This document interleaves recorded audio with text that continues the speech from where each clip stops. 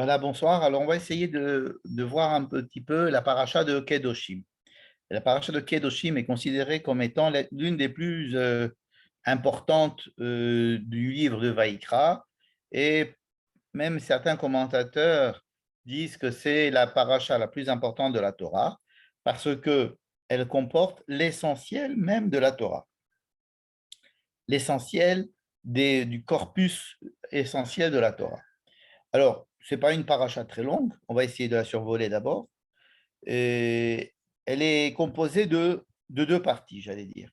La première partie, c'est une série de lois qui est assez disparate a priori.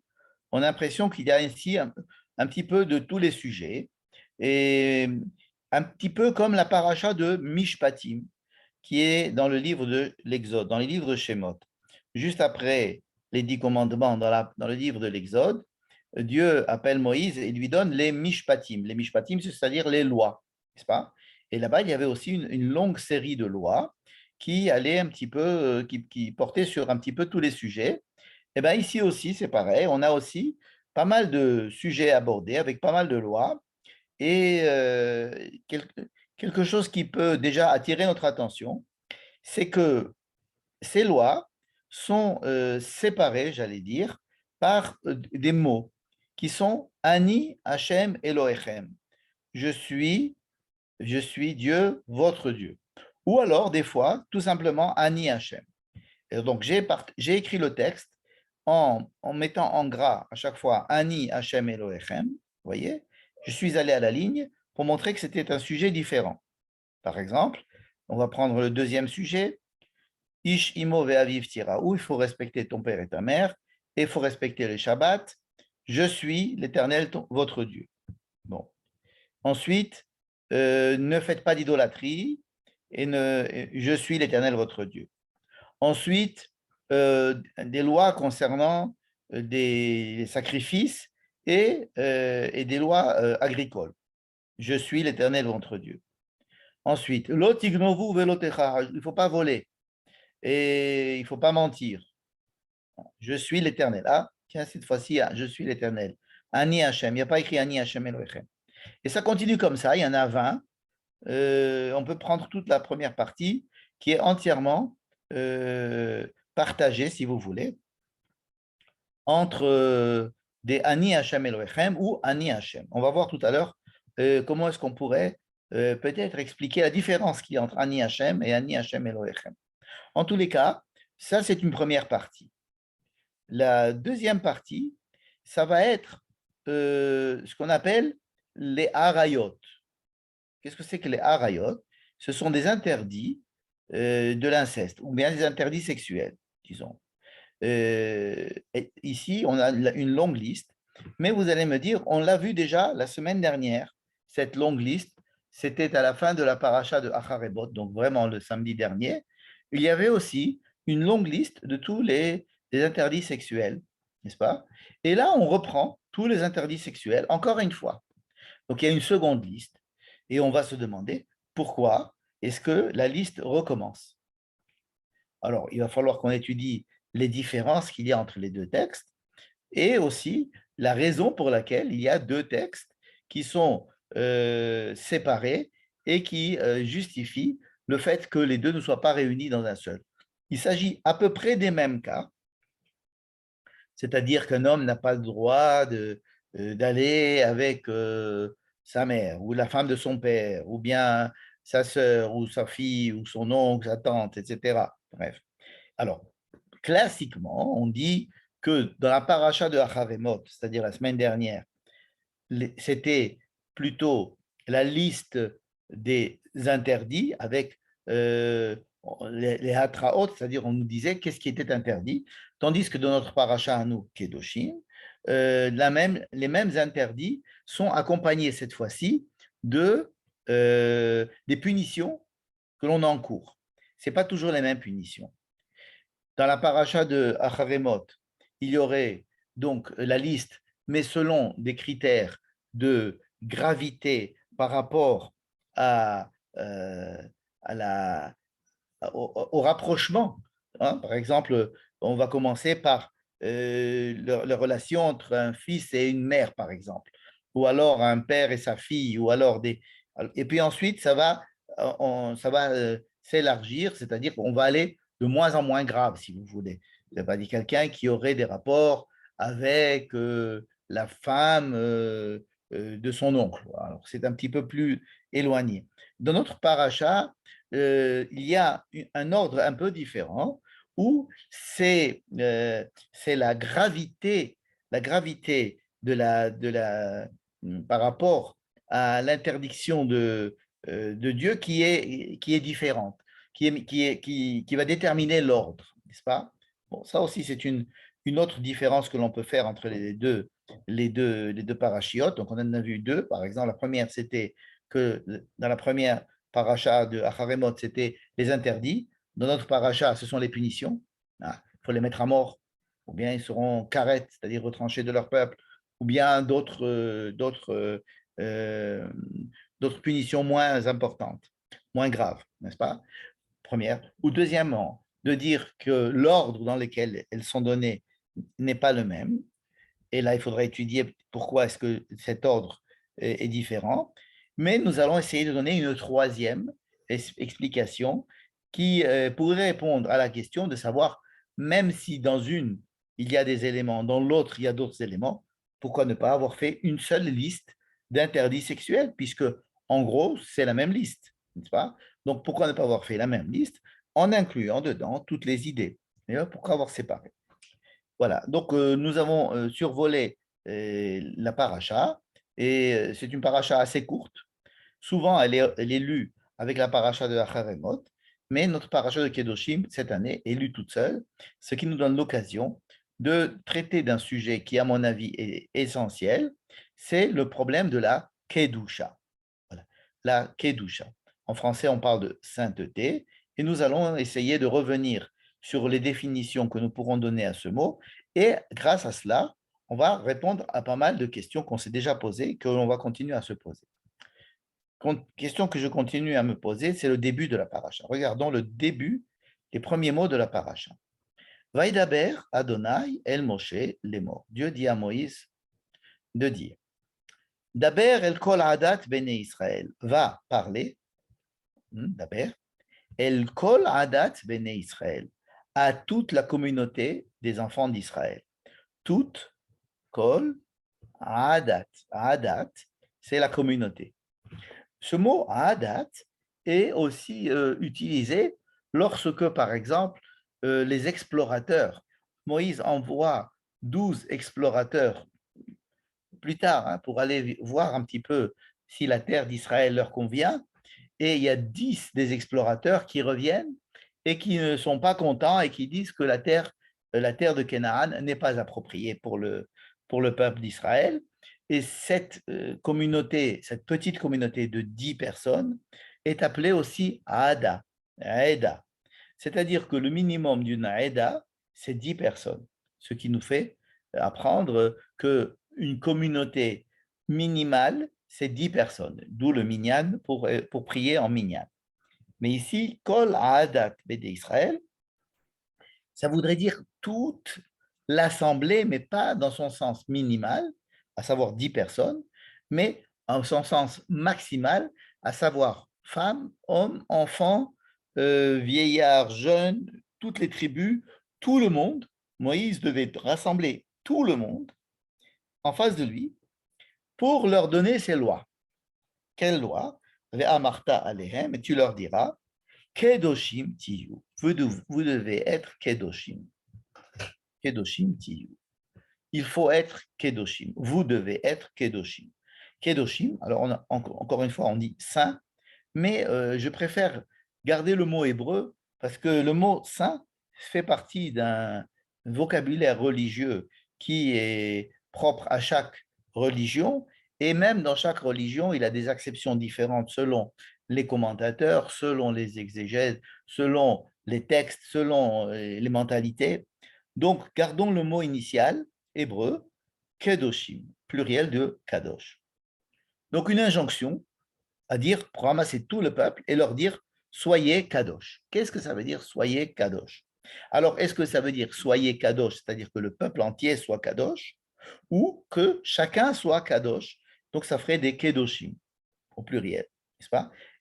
Alors, si c'est une loi qui incombe à la communauté, on pourrait donner cette loi au chef de la communauté. Mais là, il semble que ce soit une injonction faite à chacun des membres de la communauté, c'est-à-dire du peuple d'Israël, des enfants d'Israël. Kedoshim Tihu. Voilà. Et c'est d'ailleurs le titre de notre paracha. Étant donné que ce mot-là est extrêmement utilisé et que nous allons le voir encore une fois, non seulement ici, mais aussi à la fin de la paracha, je veux poser une petite question.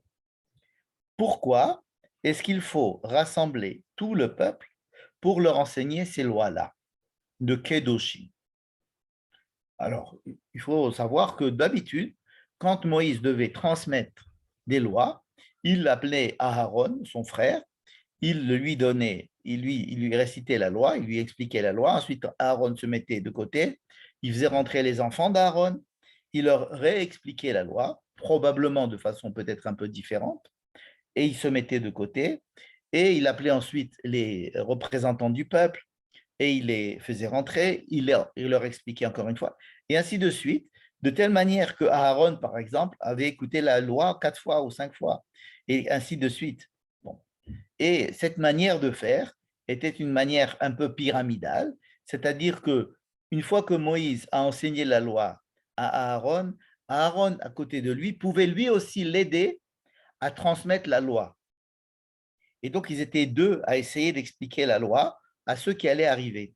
Et alors, on avait les personnes les plus importantes, c'est-à-dire celles qui comprenaient le mieux les impératifs des lois, parce qu'ils pouvaient aider ainsi Moïse à mieux transmettre la même loi. Alors, c'est une manière qui est utilisée dans toute la Torah. De façon très, très rare, tout le peuple est réuni pour que Moïse leur transmette la Torah, comme ici. On appelle ça Hakhel. Hakhel, c'est-à-dire rassembler tout le peuple, tout le Kahal. Alors ici, Kol Adat Ben Israël, ça veut dire on va rassembler tout le monde. Quel est l'intérêt de rassembler tout le monde pour pouvoir enseigner ces lois? Et quand est-ce que ça a été déjà donné? Pardon, quand est-ce que ça a été utilisé, cette manière particulière de rassembler tout le peuple et de parler? Ça a été utilisé au mont Sinaï. Tout le peuple était réuni en bas au pied de la montagne et tout le monde a entendu. Il y a aussi une mitzvah, une fois tous les 7 ans, de réunir tout le peuple pour ensuite leur enseigner. Le roi devait lire le texte de la Torah au temple et ainsi tout le peuple devait venir pour une fête qui s'appelait Hakhel, qui se passait à Sukkot une fois tous les 7 ans. Et c'est d'ailleurs l'année de Hakhel, c'est une année où on se rassemble, etc. C'est quelque chose d'impressionnant. Un autre cas qu'on a vu, dans lequel on a vu Moïse transmettre la loi de la construction du Mishkan. Hein. Après la paracha de Kitissa, Vayakhel, justement, qui porte le nom de rassemblement général, Moïse rassemble tout le monde, hommes, femmes, enfants, etc., et leur donne les lois de la construction du Mishkan. Donc, au moment du nom de la Torah, au moment de la construction du Mishkan, voilà deux événements effectivement assez importants, assez cardinaux dans l'histoire. Et puis ici, c'est-à-dire lorsqu'il va leur transmettre les lois d'être kadosh. Ça veut dire que ça, on peut dire que c'est parce que c'est important. Oui, mais justement, si c'est important, pourquoi faire ça dans un grand brouhaha où il y a des enfants qui tirent de tous les côtés, des tribus très différentes qui parlent, qui sont extrêmement, qui écoutent, qui réagissent et qui peut-être ont des réactions quand ils sont en public différentes et ça va déranger les gens. Si c'est vraiment quelque chose, un sujet tellement important, autant utiliser la manière classique, c'est-à-dire faire appeler Aaron, le mettre de côté, faire appeler ses enfants, le mettre de côté, faire appeler les Ekenim, les mettre de côté, etc., afin que tout le monde puisse accéder à la manière, à la capacité d'écoute de chacun, avec disons, un certain respect l'un de l'autre, puisqu'on n'est pas nombreux. Enfin, on est de plus en plus nombreux, mais en fait, on a de plus en plus de personnes qui peuvent aider à faire transmettre la loi.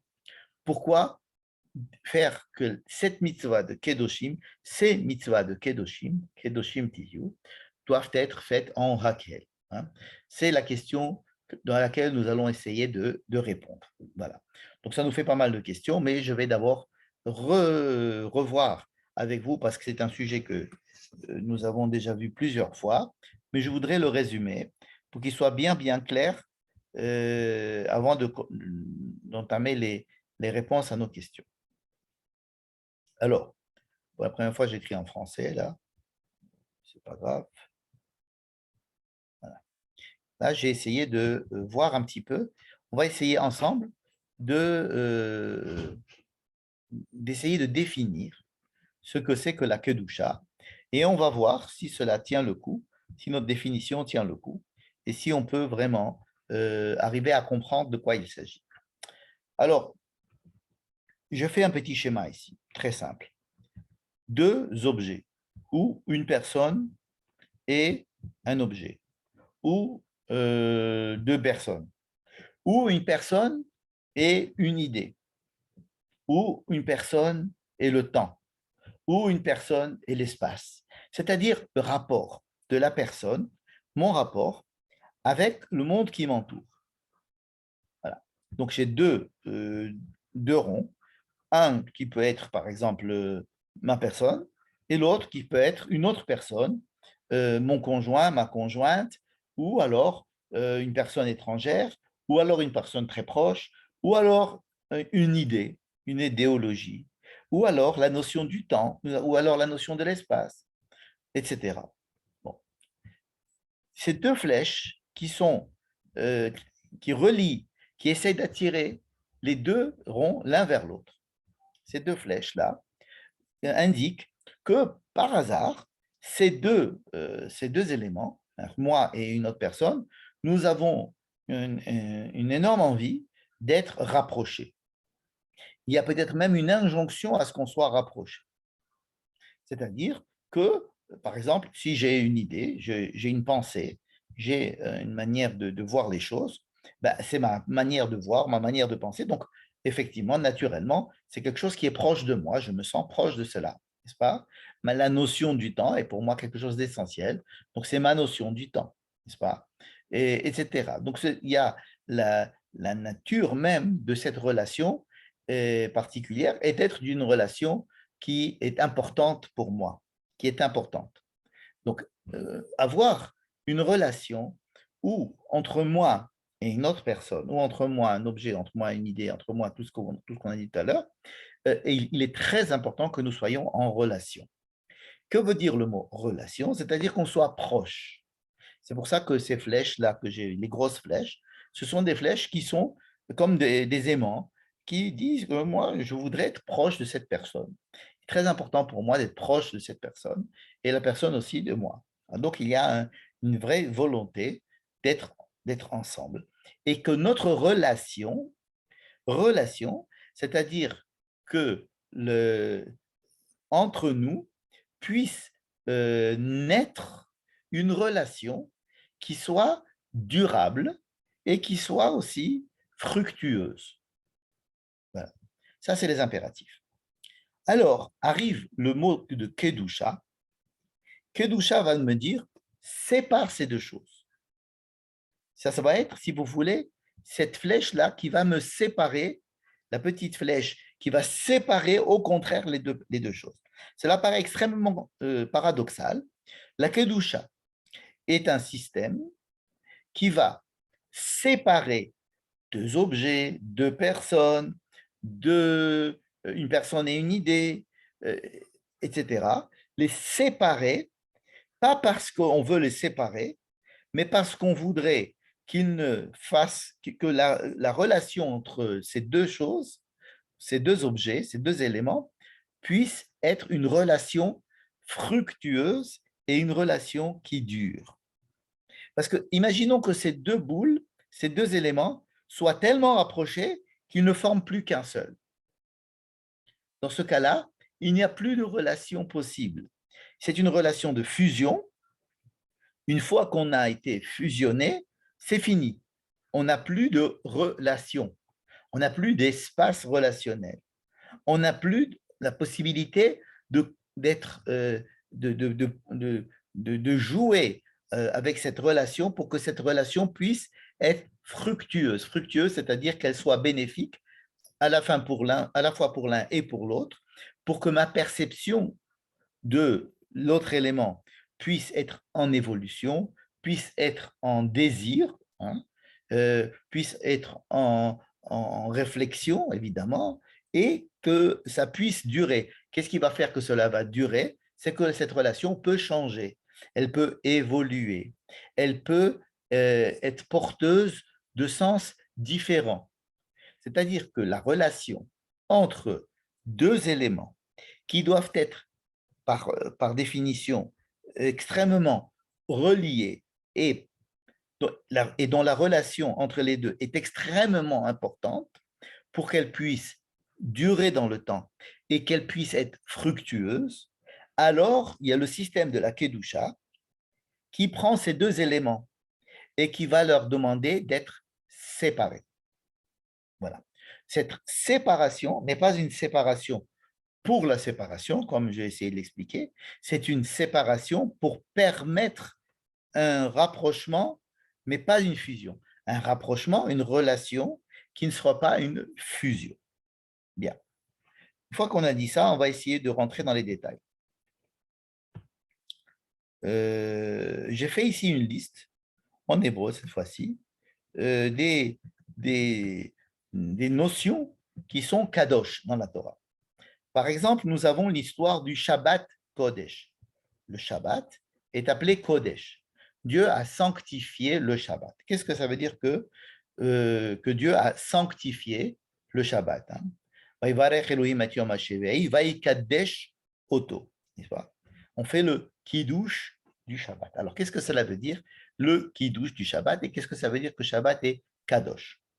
Tout simplement, en se rappelant que le Shabbat est le 7e jour de la création, à savoir que la création a été faite en six étapes, en 6 dimensions, je dirais.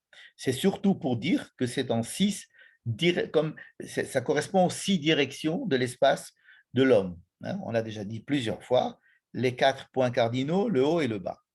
C'est-à-dire que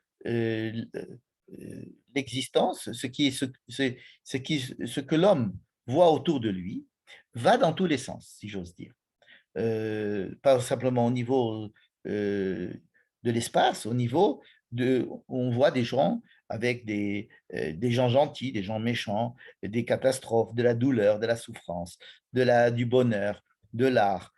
On voit des notions, des choses qui m'entourent, que je découvre tout au long de ma vie, mais qui vont dans tous les sens.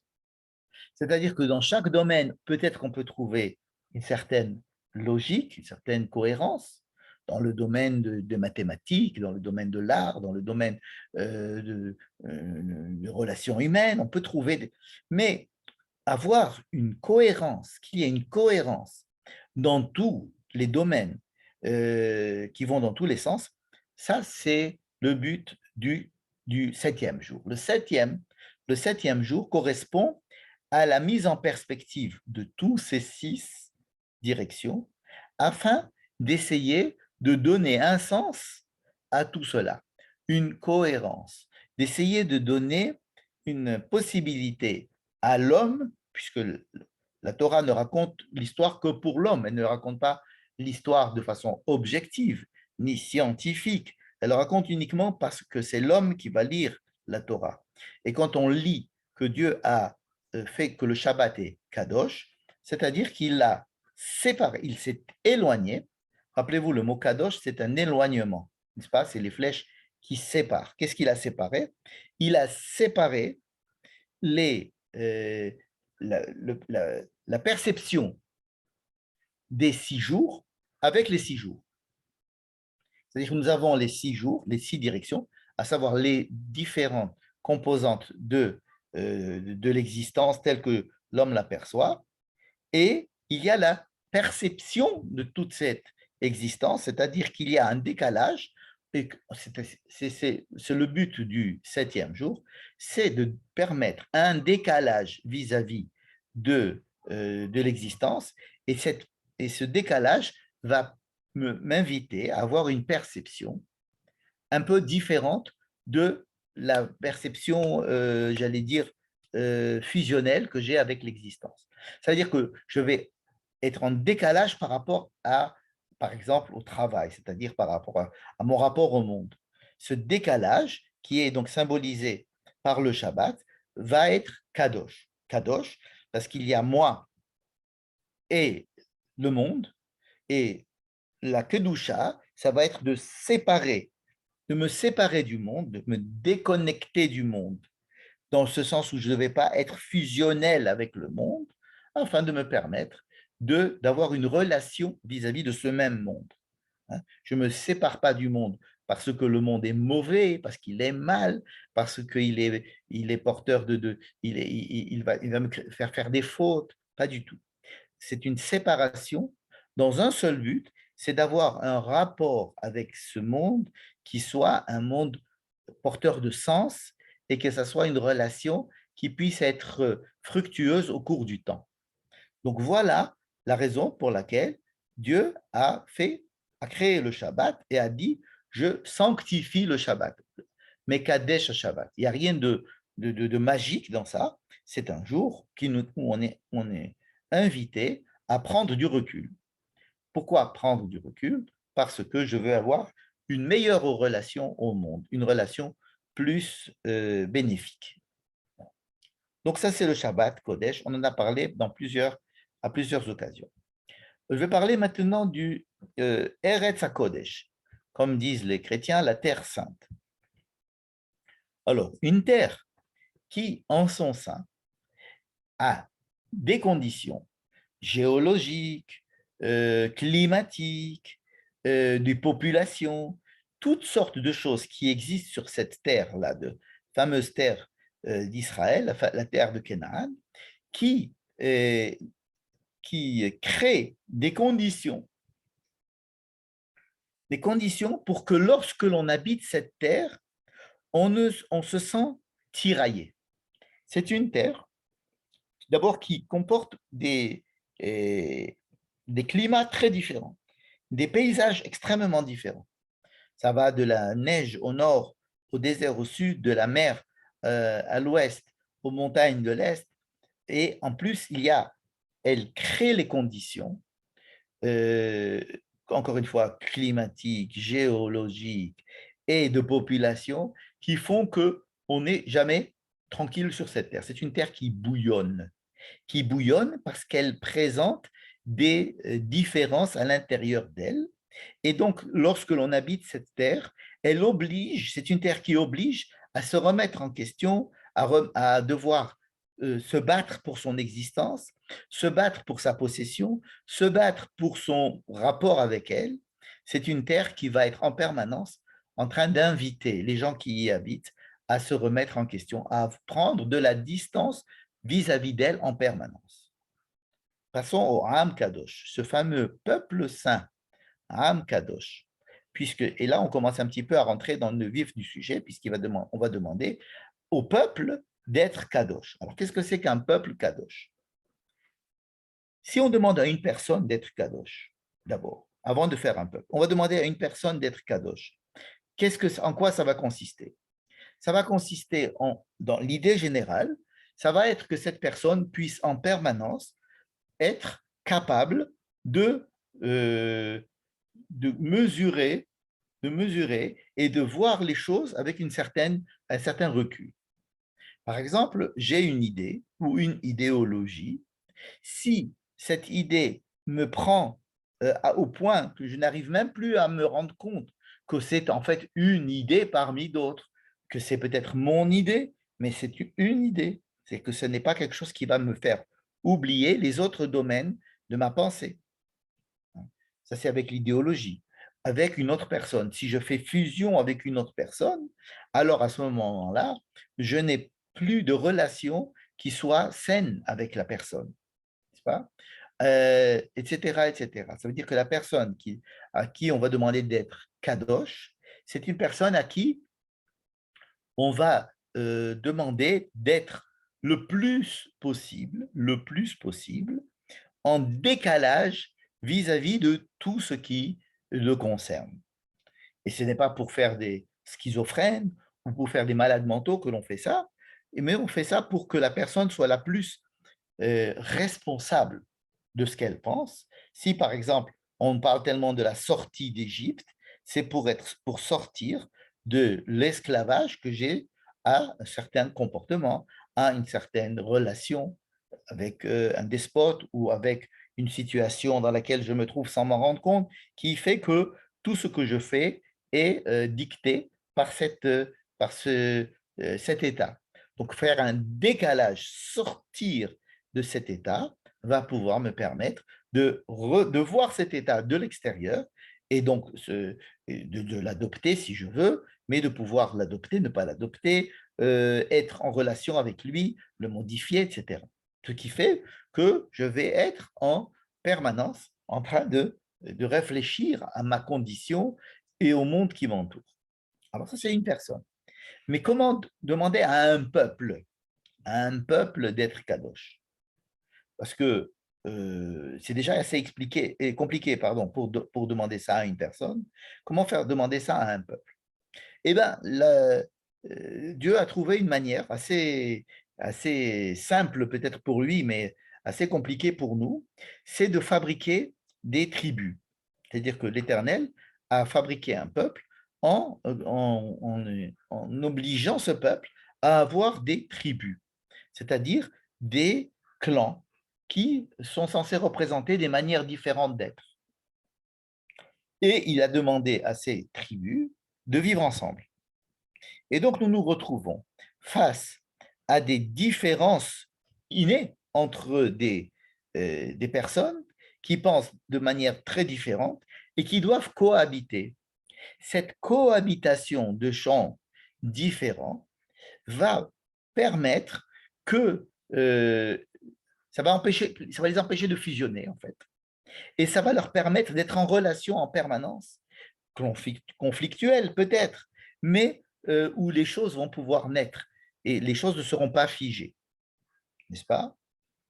Et là, nous avons peut-être le début de la réponse à notre question que nous avions posée tout à l'heure.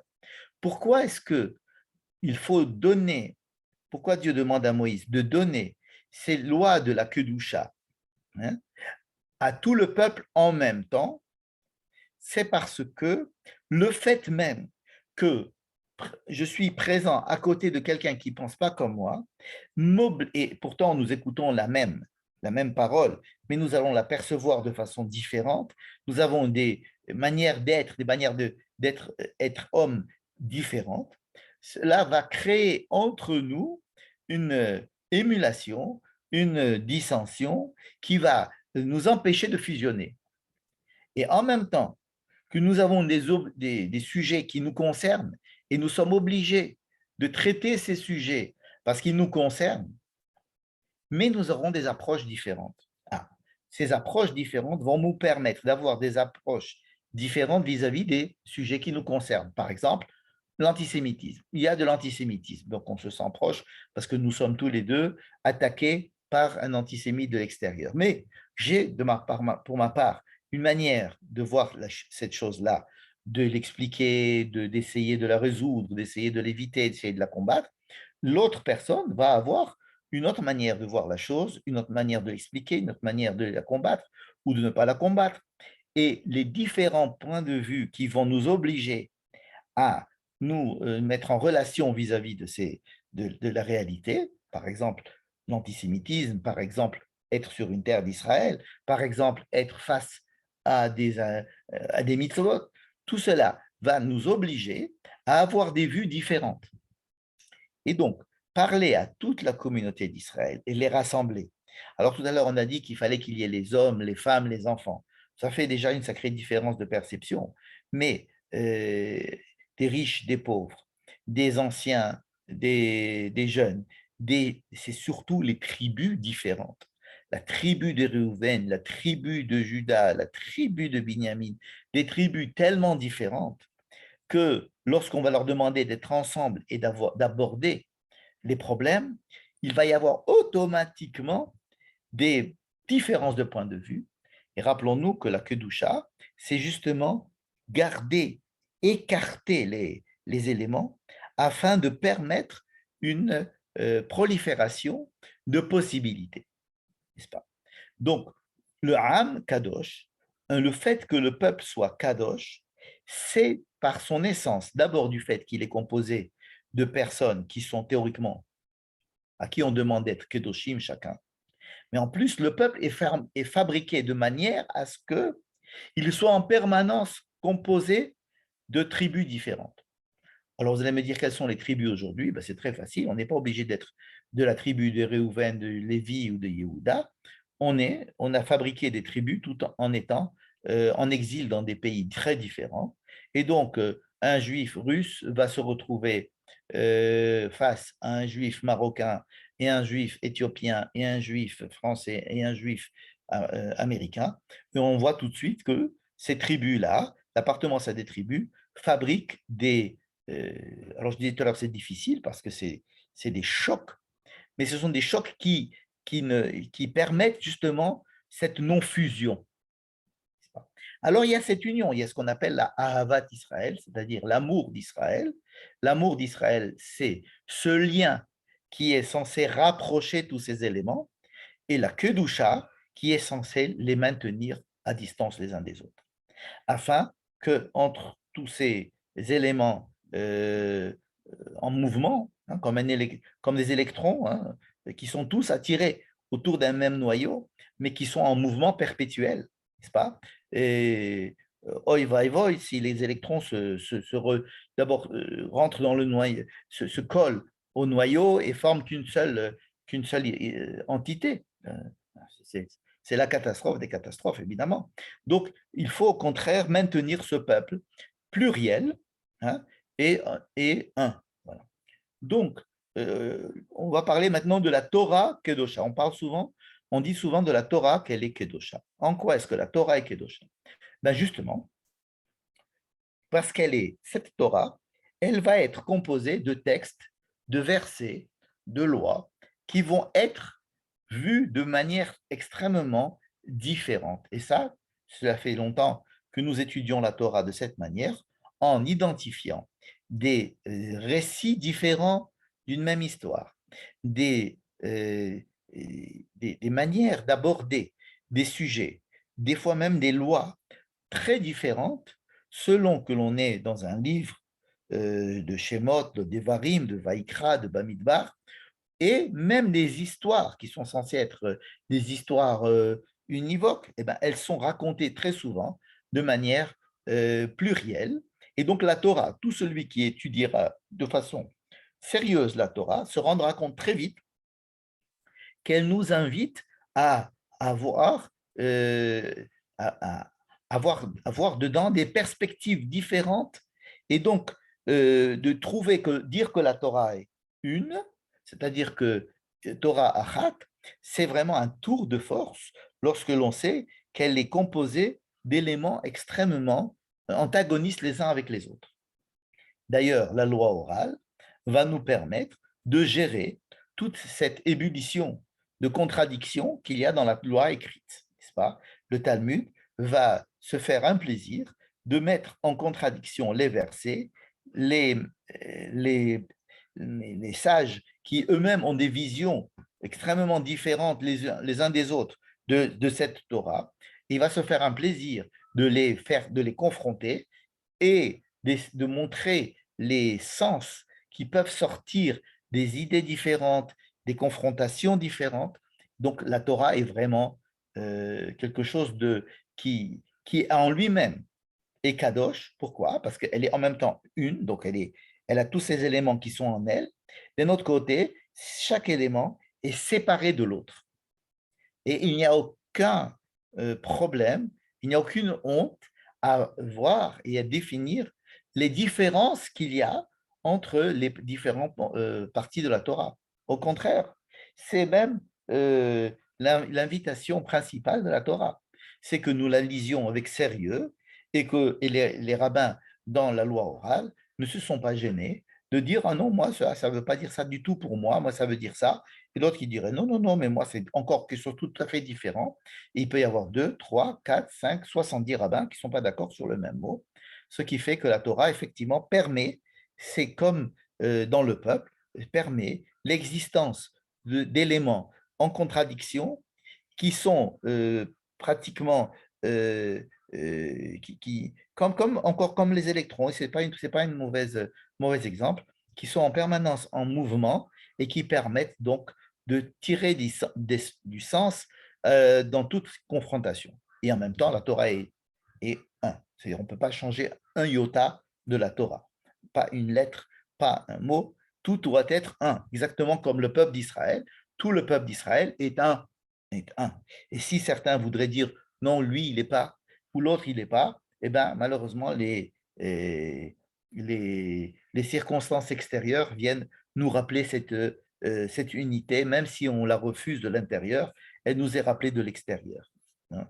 Je rappelle que nous approchons du Yom HaShoah. Am Israël. Donc là, on a parlé évidemment du peuple d'Israël. J'en ai parlé dans Am Kadosh. Kiddushin. Kiddushin, c'est le mot que l'on utilise dans la loi orale pour parler du mariage. Parce que ce que l'on vient de dire, c'est exactement ce qui se passe aussi au niveau du mariage.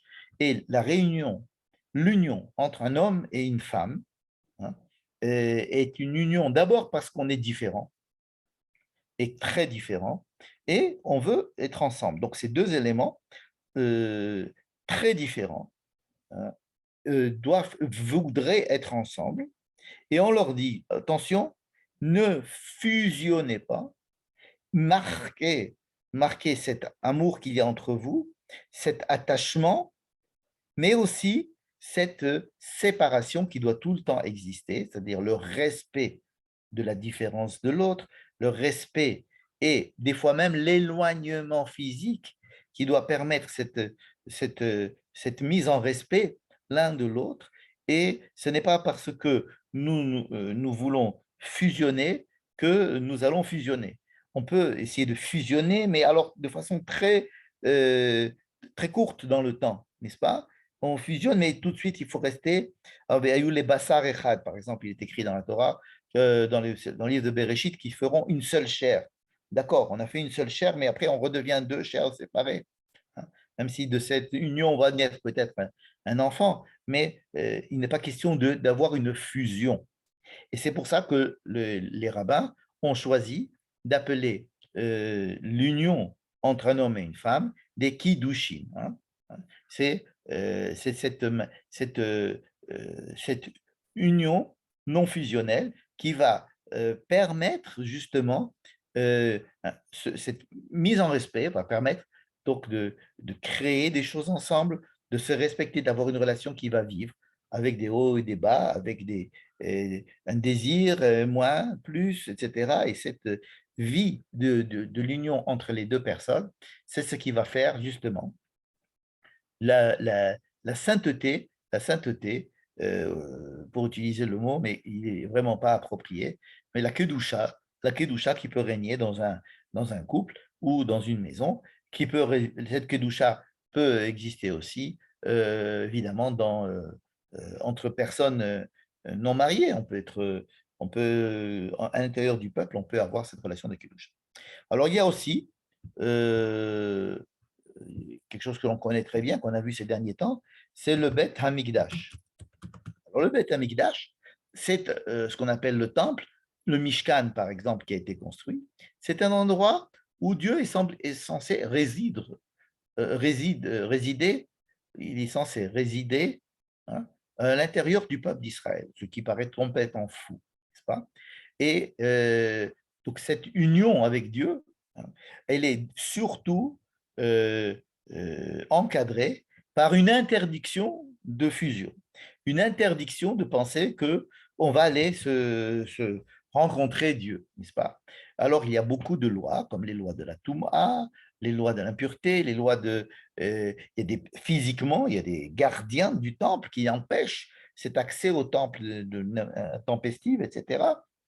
Et, euh, et justement, la présence de quelque chose qui est totalement, qui fait partie de notre monde, à l'intérieur de notre monde, est là pour nous rappeler en permanence, c'est un impératif de Kedusha permanent, et donc c'est une fabrique de Kedusha, si vous voulez. C'est la maison de la Kedusha, Beit HaMikdash, c'est une maison de Kedusha dans le sens où chaque objet, chaque acte qui va être fait dedans doit rappeler en permanence ce mouvement de la séparation pour permettre l'union, pour permettre le rapprochement. Donc, c'est une notion que l'on retrouve un petit peu partout dans la Torah et qui, effectivement, existe dans notre paracha comme une injonction, n'est-ce pas? Alors, une chose qu'on n'a pas encore écrit ici, c'est ce qu'on appelle les mitzvot, c'est-à-dire les commandements. C'est-à-dire que dans la Torah, nous avons des mitzvot, des commandements. Alors, en quoi est-ce que les mitzvot ont un rapport avec la Kedusha? Hein? Ben, tout simplement, euh, c'est le moyen d'être kadosh.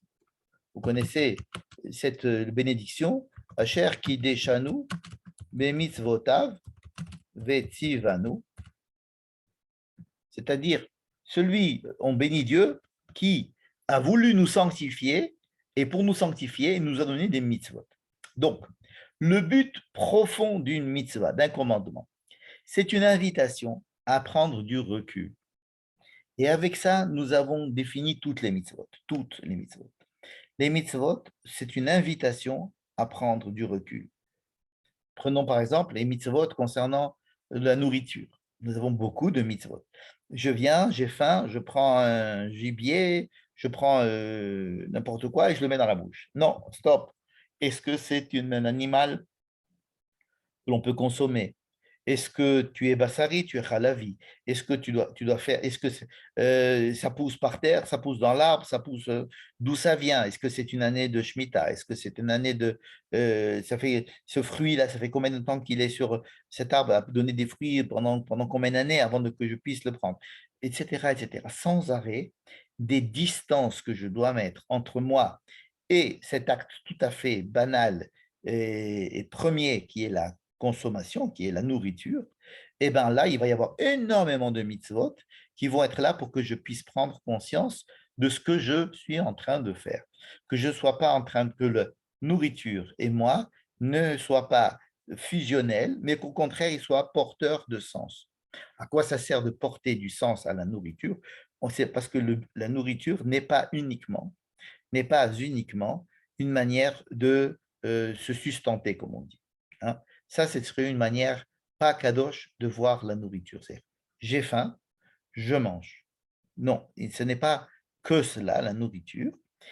Si la création de l'homme a été faite et des autres animaux a été faite de telle manière que ça soit l'une des principales préoccupations de l'activité animale, c'est de savoir chercher sa nourriture et de pouvoir la manger. Chez l'homme, on demande d'élever cette nourriture à un acte culturel et pas simplement un acte de survie. Hein. Alors évidemment, ça a un aspect de survie, mais il faut que ce soit un acte culturel, c'est-à-dire que ça puisse élever l'homme au moment où il mange. C'est par exemple les mitzvot, ou bien toutes les mitzvot que l'on voit surtout dans notre paracha. Alors, ces mitzvot-là, ce sont des commandements. Qu'est-ce que c'est que ces commandements? Ce sont donc des injonctions à avoir un décalage vis-à-vis de ce que nous faisons en permanence pour essayer de nous élever vis-à-vis de notre entourage, de notre comportement, de notre manière de vivre le temps, de vivre l'espace, de vivre les relations humaines, de vivre notre spiritualité, toutes ces choses, tous ces domaines-là tellement variés, il va y avoir des mitzvot qui vont être là pour en permanence me mettre en garde, me mettre en situation d'être en kedusha vis-à-vis de ces situations. Donc, la mitzvah est un moyen, la kedusha est un but. Le but, c'est d'être en relation avec le monde, une relation qui doit me permettre en permanence d'être sur le qui-vive, si j'ose dire. Je pense que c'est si dans le judaïsme quelque chose se transmet au-delà de toutes ces mitzvot, au-delà de tout le yiddishkeit, c'est-à-dire la manière de vivre, les habitudes, c'est la kedusha. Alors, évidemment, quand on me dit le mot Kedusha, on pense tout de suite à des choses religieuses, à des choses sacrées, à des choses saintes, à cause des mauvaises traductions, justement, et parce que ce sont des mots religieux qu'on n'arrive pas à traduire en langage simple. Mais il me semble que la Kedusha, c'est effectivement ce qui caractérise le plus le judaïsme. D'ailleurs, celui qui va vous demander de définir le judaïsme, il va se voir répondre des réponses tellement différentes que sa réponse sera que dosha. Ça veut dire qu'il va voir que le judaïsme, c'est tellement de choses différentes, que tout est tellement différent, justement construit de manière plurielle et différente, telle que ça fait perdre euh, la- une définition simple qui va tout figer et on va tout comprendre. On va enfin comprendre ce que c'est que le judaïsme. On va comprendre enfin ce que c'est que la vie. Non, non. Si la vie doit être kedosha, si on veut avoir une vie kedosha, il faut qu'elle reste en permanence ouverte à toute modification, à toute possibilité de modification des relations.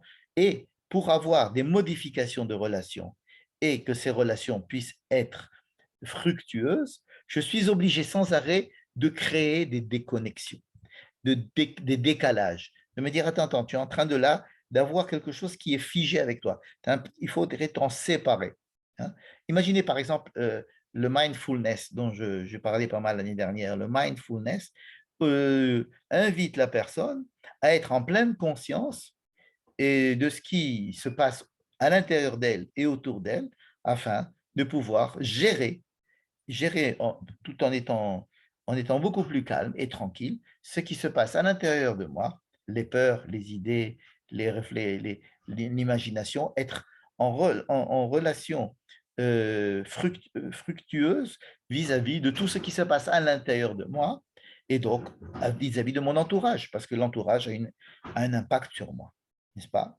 Donc, si cette kedusha est si importante, c'est parce que c'est pour que tout ce qui va vivre dans le judaïsme va permettre cette chose-là d'essayer de vivre à l'intérieur même du peuple juif, et même la composition du peuple juif, et même la composition de la Torah, et même la terre sur laquelle on est tous censés vivre, justement cette kedusha, n'est-ce pas, sont là pour nous mettre en permanence en ébullition, ne pas nous laisser nous figer sur quoi que ce soit, n'est-ce pas?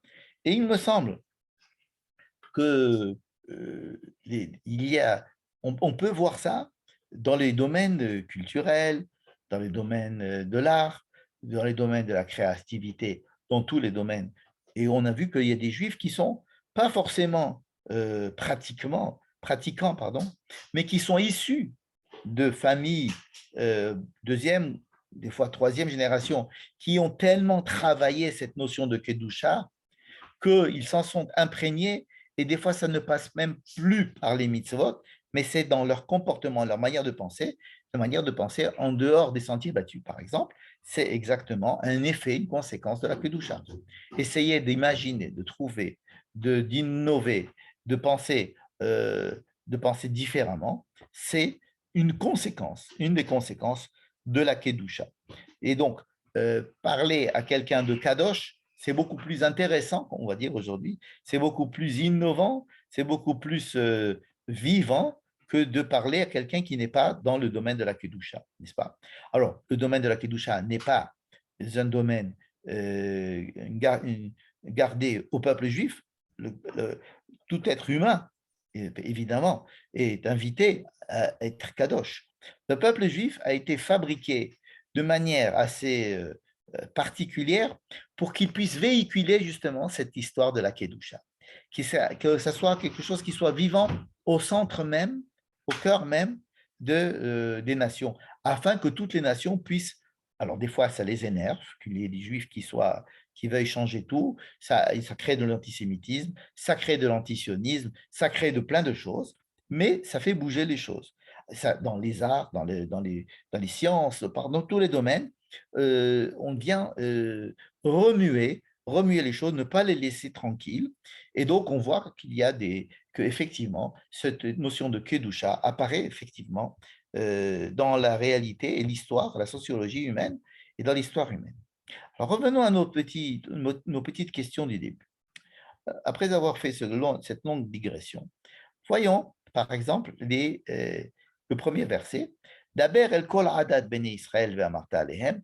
En parlant à toute la communauté d'Israël, tu vas leur dire Kedoshim tiyu, soyez saints. Ou alors, je vous promets que vous le serez. Il y a les deux. Hein.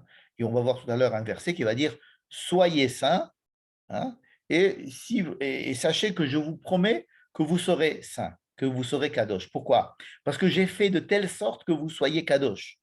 Hein. Même si la personne, même si le juif est passif, et il a tellement de données qui vont l'obliger à être kadosh que à un moment donné, on pourra trouver qu'à l'intérieur du peuple d'Israël et au courant des âges et des générations, cette kedusha va se transformer. Qui kadosh? Car kadosh, parce que kadosh. Ça, c'est un mot très, très bizarre. Il n'y a pas écrit qui kadosh ani, il n'y a pas écrit parce que je suis moi kadosh, il y a écrit qui kadosh, point.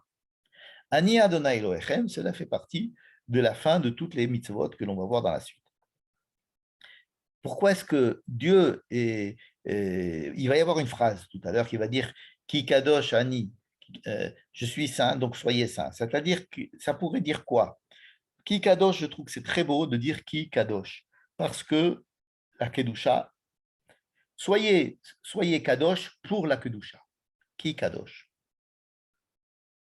Ça veut dire quoi? Ça veut dire que c'est un principe qui est suprême, pratiquement, la Kedusha.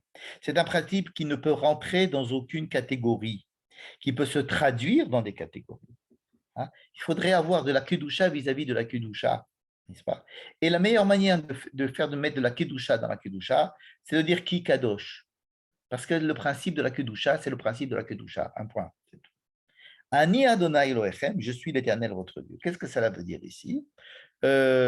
Pourquoi est-ce que dans toute notre paracha, à chaque fois qu'il va y avoir des mitzvot, ces mitzvot vont être suivis par soit une mitzvah elle-même ou bien un groupe de mitzvot vont être finis par Ani Hashem Elohechem ou Ani Hashem. Le fait que dans la paracha de Mishpatim, il y ait une liste de mitzvot et qu'ici, il y ait une autre liste de mitzvot, nous oblige à comprendre qu'il s'agit de manières différentes de voir les mitzvot. Dans la paracha de Mishpatim, les mitzvot étaient là. Des fois, il y a les mêmes, il n'y a pas de problème, ce n'est pas des grandes différences. Mais la manière de voir les mitzvot dans la paracha de Mishpatim, c'était pour construire un peuple, c'était pour avoir des relations sociales, c'était pour avoir un souci moral. Ici, le souci principal, je veux dire plutôt, de toutes les mitzvot qui vont être dites dans notre paracha, le souci, c'est de créer de la kedusha en permanence. Donc même, par exemple, respecte ton père et ta mère, qui est une mitzvah qui est dans les 10 commandements. D'ailleurs, dans notre paracha, on va retrouver les 10 commandements dits de manière un peu différente. Mais à chaque fois, il va y avoir écrit Ani Hashem Elohechem et sous le titre de la kedusha. C'est-à-dire que on revoit toutes les mitzvot dans notre paracha sous l'angle de la kedusha. Alors pourquoi à chaque fois finir par Ani Hashem, je suis l'Éternel, ou je suis l'Éternel, votre Dieu? Parce que comment est-ce qu'on peut définir Dieu? Par quelque chose qu'on ne peut pas définir, justement. On ne sait pas définir Dieu. C'est l'autre. Et même si on dit l'autre, déjà, on a déjà une notion de ce que ça veut dire l'autre. Il y a moi, il y a l'autre. Mais c'est ce qui est, comme dirait Arambam, nifdal, c'est-à-dire complètement différent, très différent, ontologiquement différent. Et pourtant, c'est lui qui nous parle, c'est lui qui nous oblige, c'est lui qui nous invite, c'est lui qui nous a créés, c'est lui qui a un projet pour nous. Comment comprendre cela? Le décalage qui existe entre vous et moi, c'est un décalage que vous devez utiliser, que vous devez faire rentrer à l'intérieur de ces décalages que je vous ai demandé de faire dans tous les domaines de la vie. Je répète, de la même manière que je suis quelque chose d'extrêmement transcendant par rapport à votre immanence, je suis tellement différent de vous.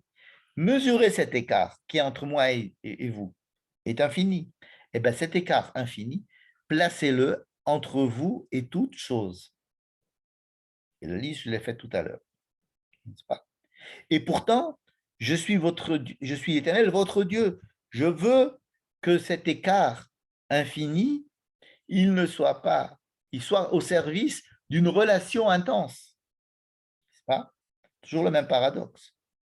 Donc ici, la Kedusha, elle est signifiée par justement cette relation, cette perception qu'on peut avoir de Dieu, qui est le manque de perception, qui est cet infini décalage qui est entre moi et le tétragramme, et pourtant, c'est notre Dieu. Donc cet écart-là, je dois l'utiliser. Je dois utiliser cet écart pour essayer de le faire rentrer à l'intérieur de ma relation au monde. N'est-ce pas? Alors, en termes religieux, ça va vouloir dire les Kadesh et Hachol, par exemple, sanctifier le profane.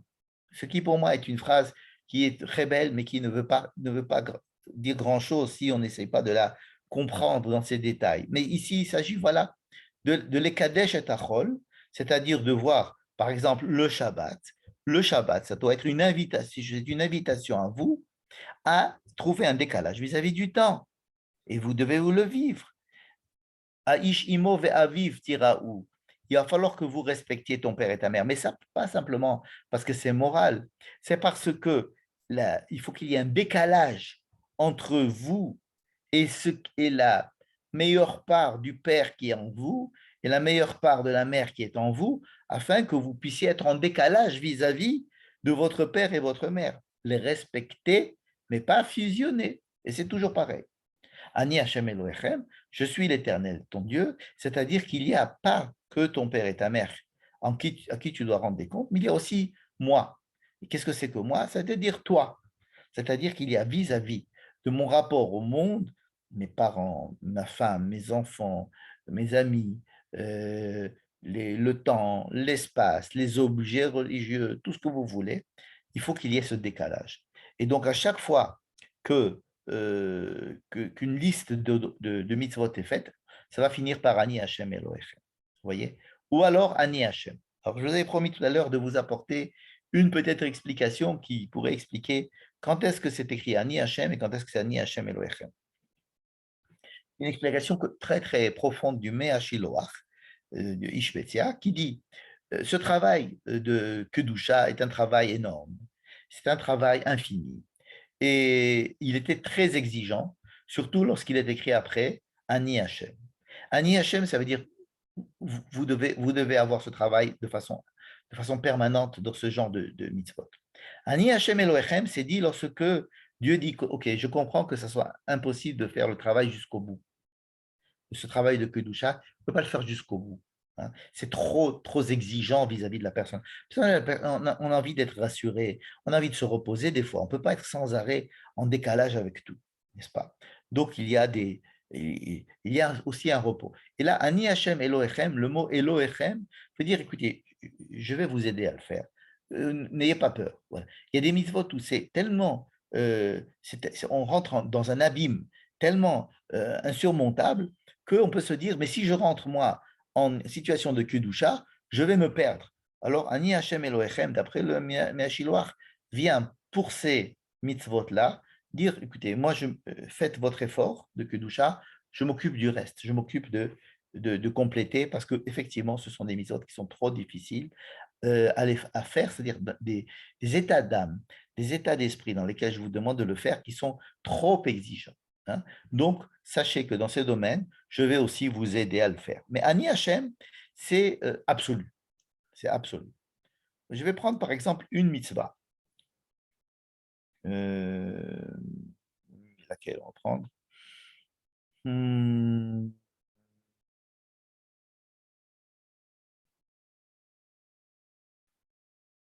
Lotekalel cheresh, voilà. Lotekalel cheresh, par exemple. Tu ne dois pas attaquer verbalement un sourd parce qu'il ne peut pas se défendre. L'ifne hiver lotiten mirchol. Vis-à-vis de quelqu'un qui est aveugle, ne met pas des obstacles parce qu'il ne va pas les voir, il va tomber. C'est-à-dire que c'est une injonction à être conscient de ne pas provoquer euh, des, euh, des problèmes parce que l'autre n'est pas capable d'être, parce que les autres ne le voient pas. Bon, alors évidemment, si je prends un bâton et je le mets intentionnellement devant un aveugle, il va tomber. Donc, ça, c'est l'explication claire du pasouk, obvi du pasouk. Première explication, tu ne vas pas prendre un objet et le mettre devant ses pieds, il va tomber. Mais nous sommes tous un petit peu des aveugles, et donc faire des choses qui, dans des domaines où nous sommes aveugles, nous ne savons pas. Écoutez, achetez ce produit, il est formidable et puis c'est pas cher. Moi, je peux vous dire que à ce prix-là, je connais le marché, ce prix-là est un très bon prix. Voilà. Et la personne va me croire, va l'acheter. Or, ce prix que j'ai donné n'est pas du tout le meilleur prix du marché. J'ai fait ça tout simplement pour lui vendre l'objet. Donc, j'ai mis devant un aveugle une fausse information afin qu'il tombe dans le panneau, si j'ose dire, et qu'il achète, soit qu'il m'achète, soit qu'il achète cela à quelqu'un d'autre, hein, n'est-ce pas? Des fois, des conseils sont faits même sans avoir un intérêt immédiat. Ah, oui. Oui, oui, tu as raison. Lui, il voudrait te vendre sa voiture. Oui, je pense que c'est une très bonne affaire. Oui, oui, oui, moi, je te conseille de la. Alors que moi, je n'y connais pas rien, ou bien que je sais que j'ai donné un mauvais conseil, en fait. C'est exactement comme euh, mettre un obstacle devant un aveugle. Alors, pourquoi est-ce qu'il y a écrit ici Ani Hachem? Parce que les mitzvot elles-mêmes, et ça, c'est un point extrêmement important, les mitzvot elles-mêmes peuvent être des sources de manquement de Kedusha. C'est-à-dire que bien que la mitzvah soit là pour m'inviter à être en situation de Kedusha, je peux avoir un mauvais rapport avec la mitzvah de telle manière que j'utilise la mitzvah contre la Kedusha. Je vais essayer de m'expliquer dans cet exemple précis. Je vais par exemple, j'ai une idée, j'ai une idéologie, et il me plairait bien que beaucoup de gens la partagent, n'est-ce pas? Donc, je vais aller convaincre des gens de mon idéologie. Bon, ça paraît quelque chose qui est assez banal. Mais imaginez que ce soit par exemple un médecin qui a une manière très particulière d'aborder la médecine. Et sur un sujet grave ou pas grave, il y a beaucoup d'avis, il y a plusieurs idées, il y a plusieurs approches, n'est-ce pas? Mais ce médecin a une approche très pointue, très particulière. Et il va conseiller un patient qui vient lui demander conseil, il va lui donner un conseil allant strictement selon sa manière de voir, sans lui parler des autres options, par exemple. N'est-ce pas? Il y a plusieurs manières de traiter ce problème. Certains pensent comme ceci, d'autres pensent comme cela. Il y a de l'intérêt à cela, il y a des inconvénients. Et ça serait donner l'information objective et pouvoir aider la personne, n'est-ce pas? On peut même l'aider en lui disant, moi, personnellement, je préfère cela. Il n'y a aucun mal à se faire. Mais si j'enlève, j'obstrue l'accès aux autres informations, tout simplement parce qu'il est important pour moi que l'on suive mon avis, mon idéologie, ma manière de voir, et que j'impose ma manière, ma solution, n'est-ce pas? Ça peut rentrer dans cette interdiction de l'ifne hiver lotiten mirchol, n'est-ce pas? Avec les meilleures intentions du monde, je peux, dans l'éducation, essayer d'éduquer à ma manière. Ne pas avoir de kedusha dans l'éducation, ça peut être assez problématique. C'est-à-dire toujours essayer d'être de se dire, est-ce que je veux que mon fils, ma fille, mon élève pense comme moi, ou alors est-ce que je veux lui former son esprit afin qu'il puisse choisir, c'est-à-dire l'éclairer, comme on dit, n'est-ce pas? Alors, il y a ici, la ligne est extrêmement ténue entre la bonne volonté d'aider et l'interdiction de se dire, attention, est-ce que vous n'êtes pas là en train de mettre un obstacle vis-à-vis d'un aveugle, n'est-ce pas? Et là, la notion de Kedusha est extrêmement importante. Il y a écrit Ani Hachem, ça veut dire que En fait, il n'y a que moi qui peux savoir, effectivement, il n'y a que Dieu qui peut savoir. Ça veut dire quoi? Ça veut dire qu'il faut que tu te demandes à ton fort intérieur. Peut-être que tu vas donner un conseil qui va plaire aux gens, qui va te placer au-dessus des autres, tu vas t'enorgueillir, tu vas avoir plaisir à ce que des gens se rattachent à ton idée. Mais est-ce que tu le fais pour toi ou est-ce que tu le fais pour le bien de la personne? C'est-à-dire, est-ce que tu l'as dit dans une manière, avec des conditions telles que tu n'es pas là en train euh, de profiter de la situation dans laquelle tu dois théoriquement aider l'autre et pas profiter de l'aide que tu apportes à l'autre. C'est un profit intellectuel ou psychologique même. Évidemment, si c'est financier, c'est encore plus évident. Donc, vous voyez qu'une mitzvah, elle est là il faut l'approfondir pour essayer euh, euh, de ne pas l'utiliser à l'encontre même de cet esprit de Kedusha, n'est-ce pas? Euh, euh, Quelqu'un peut venir vous reprocher de faire quelque chose de pas bien parce que il y a écrit, oui, il faut refaire des remontrances à ton ami hein, qui n'est pas dans le bon chemin, n'est-ce pas? Combien de gens font des remontrances parce qu'ils ont l'impression que la Torah leur demande de ramener les autres dans le droit chemin. Et combien cette attitude est dangereuse et elle peut faire éloigner les gens. Et en tous les cas, elle est uniquement au service de mon intérêt propre, de ma vanité. Et donc, il faut faire très attention. Les mitzvot elles-mêmes peuvent être mal utilisées alors qu'elles sont là, qu'elles ont pour objet la kedusha. Elles peuvent des fois, si on n'y met pas assez d'exigences dans leur application et la modalité de leur application, elles peuvent être elles-mêmes néfastes, n'est-ce pas? Donc il faut avoir une certaine kedusha vis-à-vis des mitzvot. Par exemple, en se disant, est-ce que c'est vraiment ce que Dieu veut? Hein? Ça veut dire que j'ai une mitzvah qui me dit de faire A, mais une autre mitzvah va me dire de faire non A, le contraire. Ça arrive très souvent, n'est-ce pas? C'est Shabbat, une mitzvah me dit de faire la Brit Mila, mais de l'autre côté, on me dit non, c'est Shabbat, tu n'as pas le droit de couper de la chair alors qu'il n'y a aucune urgence médicale, n'est-ce pas? Il y a ces deux lois qui vont se confronter sur des points précis. Et ça arrive très, très, très, très souvent, la plupart du temps. La plupart du temps, les mitzvot se contredisent, elles se tamponnent, elles viennent en contradiction dans un objet, dans une réalisation où je dois choisir, je dois savoir qu'est-ce que je dois faire. Alors, il y a ce qu'on appelle la halakha qui va me dire, OK, cette mitzvah repousse cette mitzvah dans ce cas-là.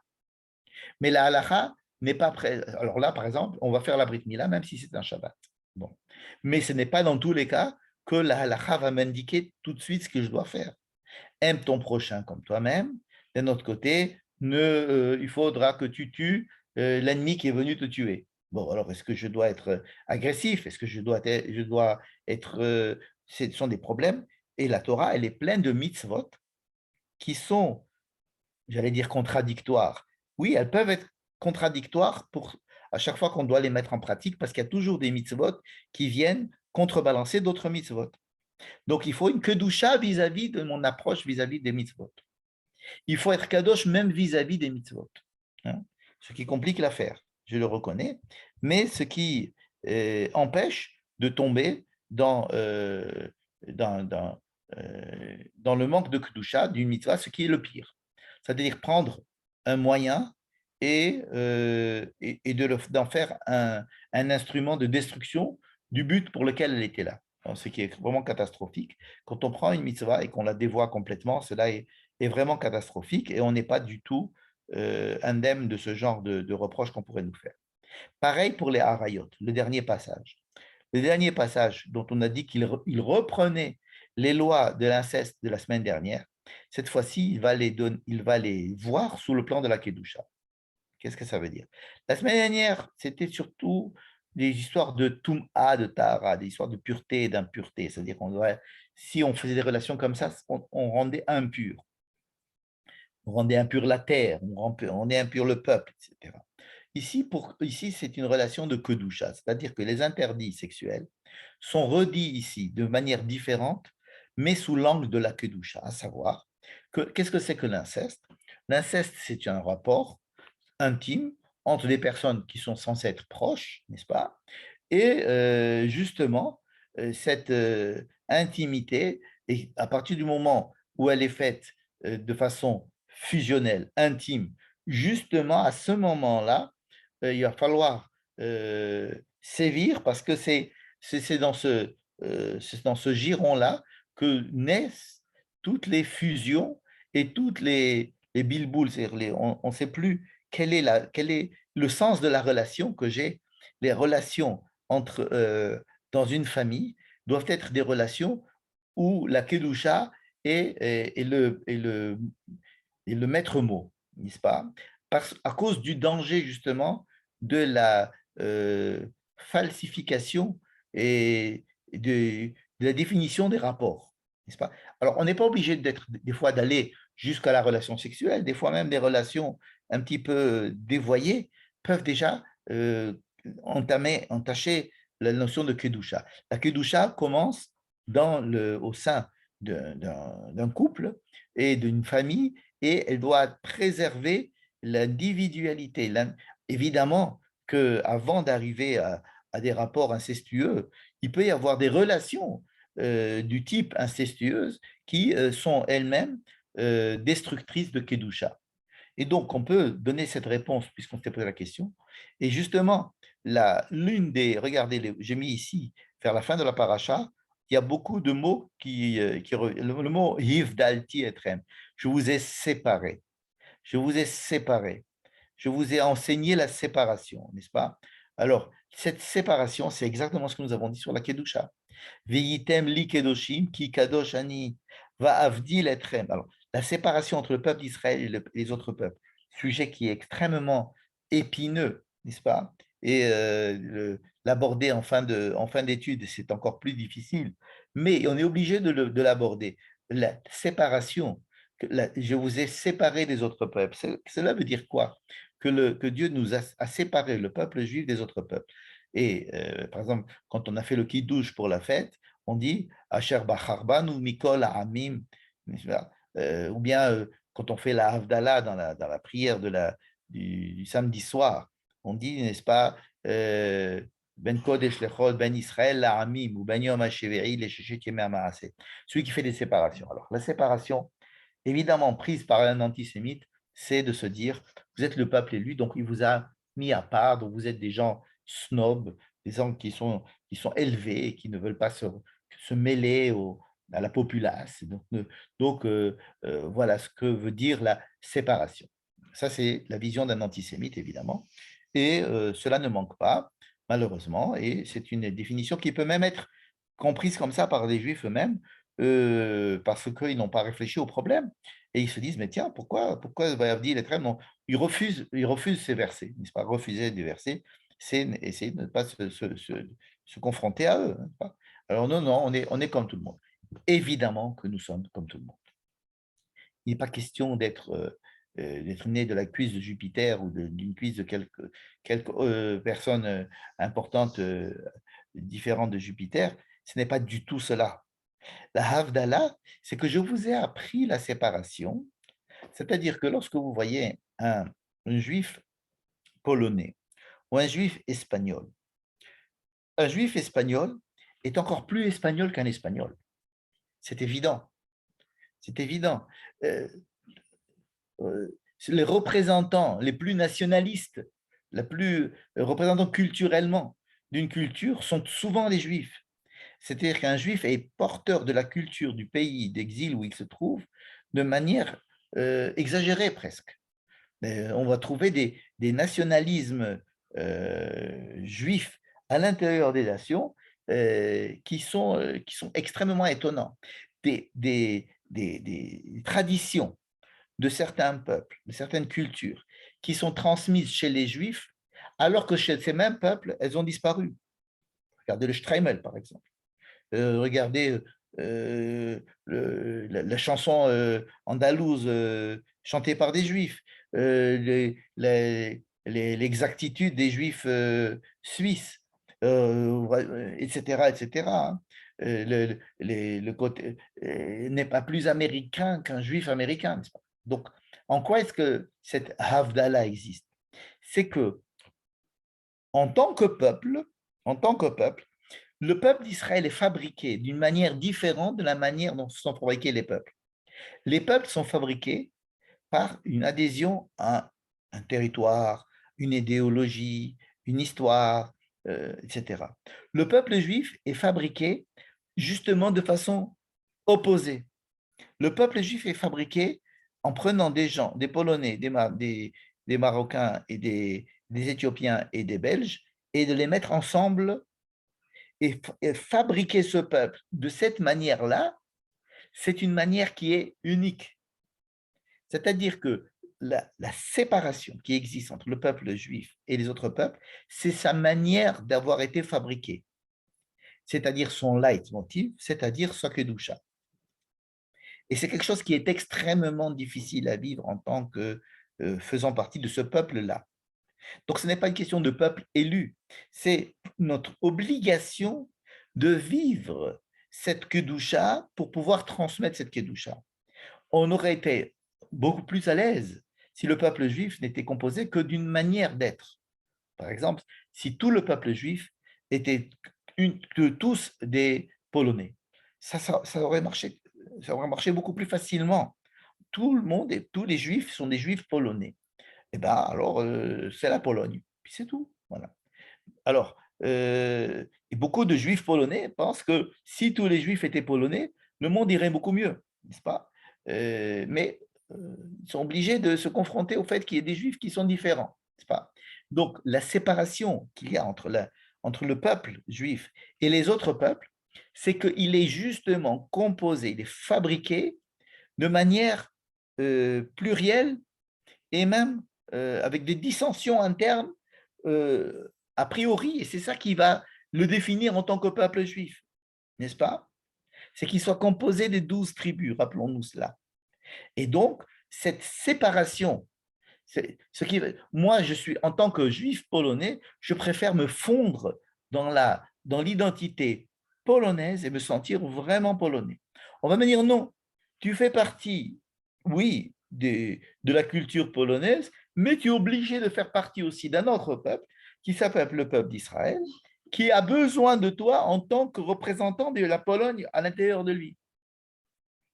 Et donc, cette Havdalah, cette Kedusha qu'il existe entre le peuple d'Israël et les autres peuples, est au service de la Kedusha des autres peuples. C'est pour être porteur de cette notion de Kedusha que le peuple d'Israël a été créé et que, grâce à cela, il peut continuer à être le témoin de cette Kedusha pour être l'exemple de la Kedusha, pour essayer de transpirer de cette Kedusha et donc d'apporter de l'humanisme à l'humain, c'est-à-dire de la Kedusha aux êtres humains entiers. Voilà, j'espère que nous avons réussi à répondre à pas mal de petites questions que nous avons posées. Et maintenant, je vais ouvrir bientôt les micros afin que vous puissiez poser les questions si vous en avez. Et je vous remercie.